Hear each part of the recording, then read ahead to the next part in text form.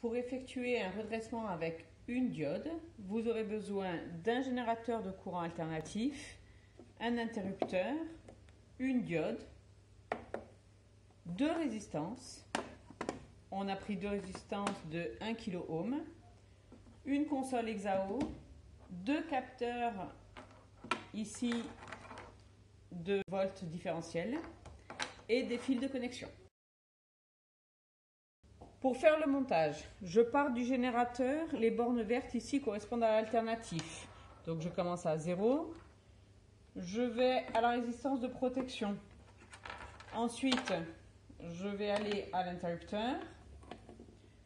Puis, je branche, comme c'est fait sur le montage, ma résistance.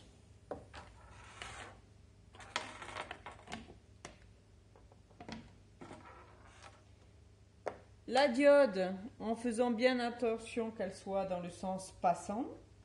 On a vu tout à l'heure que l'anneau ici, ça marquait la barre sur le schéma. Donc le sens passant d'une diode, c'est de là vers là. Quand je suis dans ce sens-là. Et ensuite, retour au générateur, je me mets sur le 6 volts. Les capteurs voltmètre différentiels maintenant. Je vais en brancher un aux bornes de l'ensemble, générateur, résistance de protection. Je suis obligé de brancher dessous. Ça, c'est dû à mes câbles. Et l'autre aux bornes de la résistance.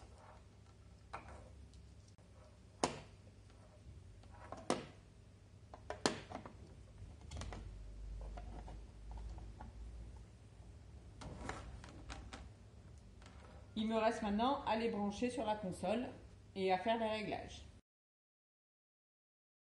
Ici, j'ai branché sur le côté chaîne 1 le voltmètre qui est aux bornes du générateur et la résistance de protection et chaîne 2 celui qui est aux bornes de la résistance. Je vais maintenant les mettre à 0. Soit comme ça, soit je peux utiliser le stylet qui se glisse sur le côté. Et puis, fonction du temps, je vais mettre ici 40 millisecondes. OK. Je suis prête pour lancer l'acquisition en cliquant sur le triangle ici. Maintenant, je vais simplement fermer le circuit et lancer l'acquisition.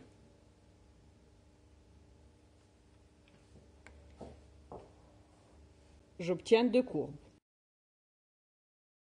Maintenant, pour avoir les deux courbes jolies et pouvoir les interpréter, je vais aller dans Graphes, Option Graphes, et je vais enlever marquer les points, marque de points. OK. Ici, la courbe rouge représente la sortie du générateur. Donc, j'ai bien un beau courant alternatif. C'est un peu coupé ici, mais ça vient de mes capteurs. Et ensuite, en bleu, j'ai la courbe dans mon circuit, dans la résistance qui est dans mon circuit et qui passe donc par la diode. À vous d'interpréter les deux courbes. Ce que je vous demande, c'est de les imprimer. Donc, je vous rappelle, pour les imprimer, vous allez dans Fichier, Enregistrer, et vous branchez une clé USB et vous mettrez le nom ici. Je pourrai comme ça les imprimer à partir de mon ordinateur.